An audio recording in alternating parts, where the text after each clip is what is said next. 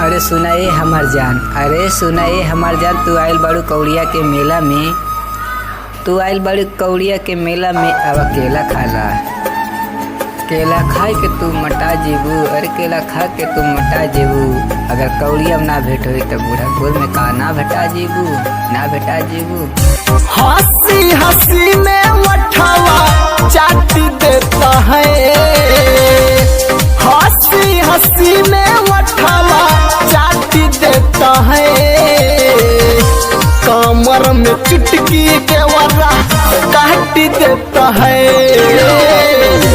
कमर में चुटकी देवरा काट देता है।